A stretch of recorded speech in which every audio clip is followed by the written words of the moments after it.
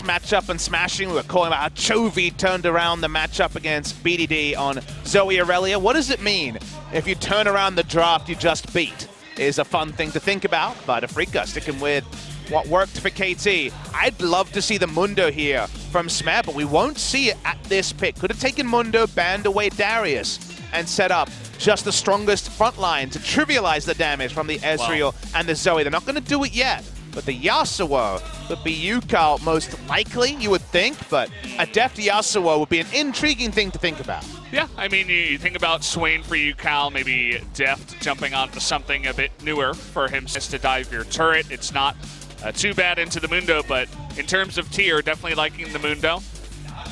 Thinking about another pick here, it looks like we will have the Gnar coming through. So, in fact, probably going to be the Gragas into the jungle, you would assume. That's pretty hype, actually. It scores famous jungle Gragas, probably our best Gragas player in Korea. Score and Ambition have always been kings of that particular champion. 2015 Worlds was something that was brought up in the Invent Global Score article I mentioned that I was reading earlier today, and that was when his Gragas, even in the losses for KT, was unbelievable. So cool to see Score back on the Gragas. We just saw Afrika on a similar draft to what KT has this game. We've definitely got the shoes on the other foot. If Afrika are able to win with this draft, which is pretty low damage, which is very much about the siege, and then in team fights, you really have to get all the damage onto one person to get kills, because Zoe and Ezreal are the entire damage load. That would say a lot about Afrika versus KT when it comes to their title candidacy. The KT roster, they need to follow the Afrika playstyle, and sadly for the viewers, that means slow and steady. If this game goes long, you have to like what KT have drafted. Yep, definitely are switching the shoes up. It feels weird, but it's what's going to happen, I suppose. You know, blue-red side, we're still trying to go any further. We saw Score have a similar performance at Rift Rivals on the Kindred, you'll remember, where he took double scuttle and was also taking every mark whenever it was possible. I don't normally expect this level of domination in the Zac versus Gragas matchup, but Gragas a more flexible champion, as the Zac has to use his AoE clearing ability as his movement ability, so isn't able to steal with the relative impunity that Gragas is. Speaking of Gragas, he and Mowgli having a bit of a chat. Yeah, you say chat because I doubt anyone's going to die here, although the kidnap does come in. Score is getting pretty low, is forced to flash away. Really nice cast to get everybody out of position. Now Def going to land up into his ultimate here. He's going to stopwatch the first of the game. Shen getting really low is going to get devoured here, but he's got a stopwatch of his own. Def getting really low too, is trying to do the damage. A big knockup by Ucal in the background, is able to get that first blood over to the Gnar. The Mundo though with a double kill in the back line. In the meanwhile, though, Gnar and Yasuo defeating the backline of the enemy team. There's kind of the divers doing their work into the backlines, and now Keen and Mowgli looking to run away, as it looks like Ucal.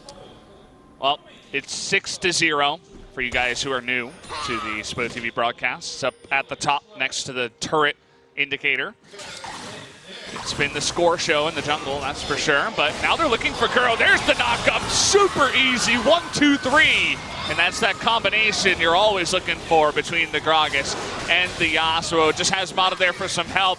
Look at Smeb coming from behind, just threatening the dive. They're not going to go for it. They spot the Zac, but another kill picked up here for KT. Best moment of the game, poetry in motion. Thing to put into the back of the mind. Actually, nice pull into the trouble bubble here. They're going to look to burst down the Gnar. And look at that damage from the Paddle Star and the Cleaver. They do take him out, and unfortunately, Smeb with that big lead gets caught in the jungle. A big bounty too, 600 gold goes to the Mundo. Maybe a Warden's Mail or a Bramble Vest to try to attack the 1v1 matchup that he's struggling in. KT may have the draft we like, but we're talking about the gameplay in terms of a normal game. I really do think KT have a significant lead on paper, and we saw pretty much the videotape of it in game number 1. But KT also makes more critical errors than our other top teams. So I'm waiting to see if Afrika can either set up a huge outplay or see a KT mistake. Speaking of outplays, there it is, the Devour comes in, but the two people are mixed up in it. Tushin is gonna have that stopwatch, and he gets the great help. And look at the back line, we have Keen going nuts there. Mowgli gonna help him out too, and Def all alone trying to 1v2 is nearly able to do it, but he is gonna go down in the end, gets punished for it. And look at Keen, nobody can take him out just yet. That ultimate, well, that thought as KT looking to go for the engage in the backside. They do get Tushin with the knockup, but where's the Yasuo? No follow-up engage here from KT. They do have the Mundo though in a bit of a bad spot here, and the Devour comes in to save his life, just barely. Tushin once again gonna save his team from nearly instant death. We'll see if Afrika can turn this around. They're still poking. The trouble bubble is gonna land on the Gragas, but he's got his own stopwatch to get out of dodge there as another crazy fight happens on the Rift. Afrika playing out of the mines in the last couple of fights. Smeb will take the trouble bubble, but should be blocked by Mata. Okay, they're going to taunt him in, and there are the mechanics of KT coming in, trying to get the Devourer. He gets it again! Tushin, the perfect positioning, is going to be able to save his team. The tornado coming through there from the Yasuo. Even stronger.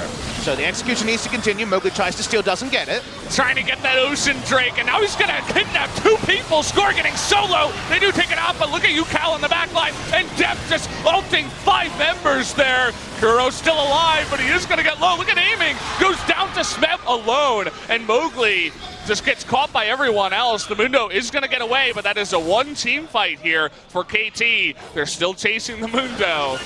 See if this actually does work out, as it is Keen on this ridiculous pick. Ucal against Keen. Keen probably wins, but he's got the rest of his team following up. He's finally getting on the page.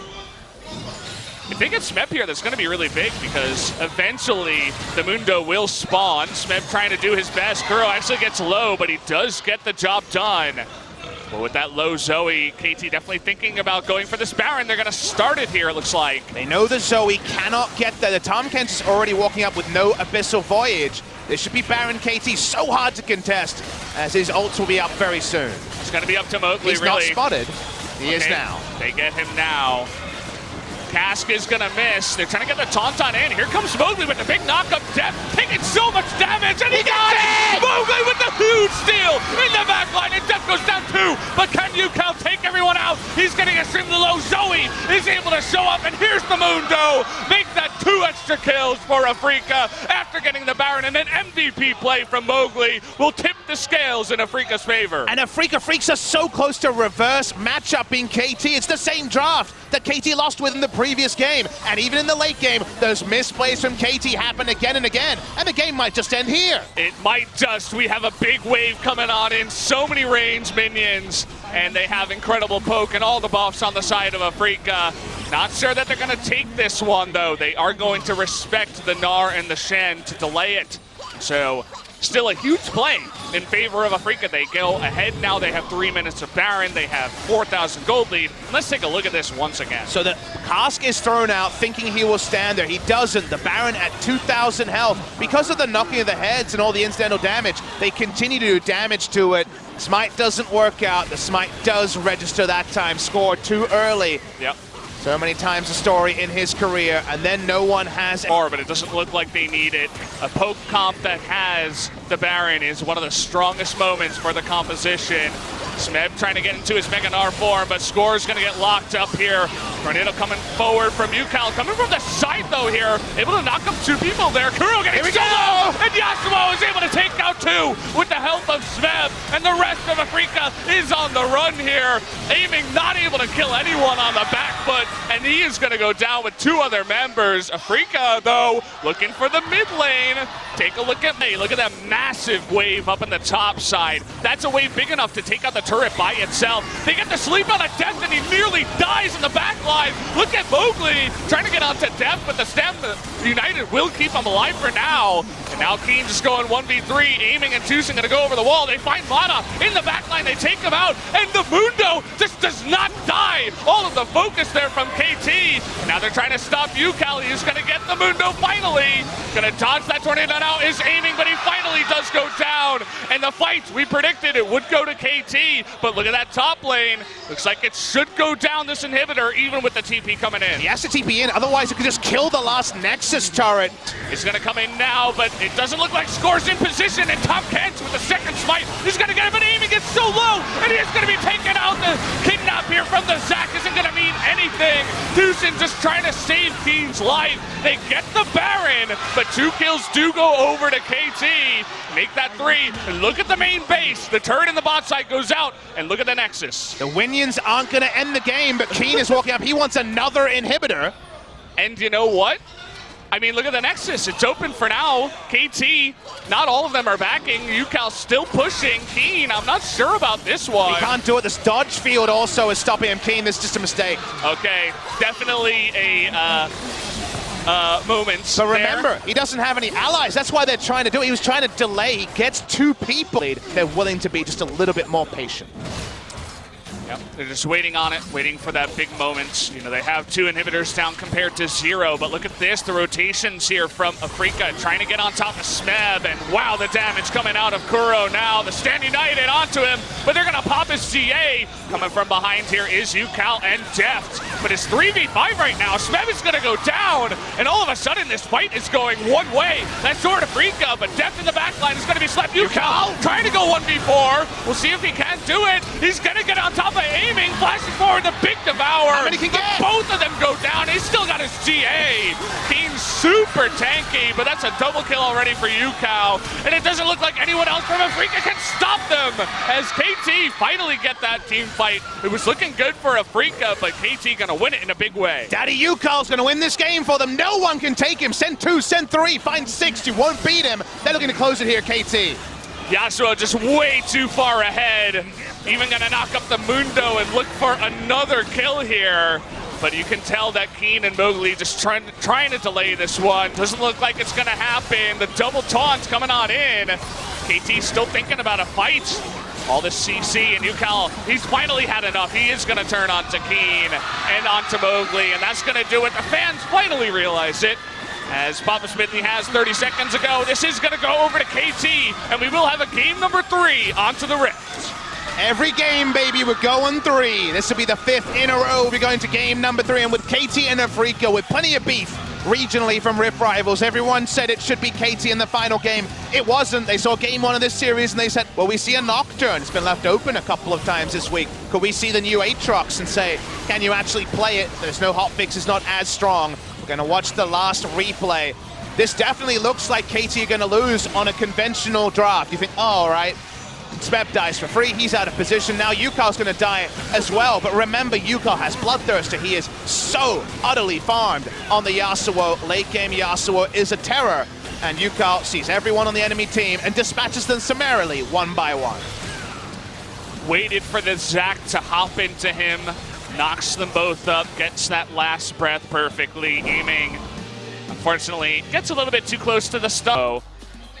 Nearly a 50-minute game. I feel like we're on a different patch, but this is the way it's been going in this series at least. It's going to be really interesting to see. You know, I wanted to highlight the Zoe versus Swain matchup, but Swain really didn't do much. It was all about the Yasuo getting too far ahead. And I wonder if that number, I don't know if we have the stats easy to access, but I've seen huge numbers, 80,000 damage. I've seen a lot of ranged poking champions. You think of Lethality Varus metas, Ezreal metas. I don't know if I've ever seen a melee champion get to 68,000 damage.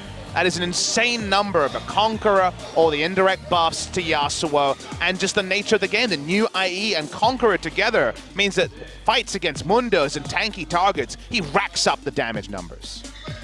Shreds through even the tankiest of them all, even the Mundo.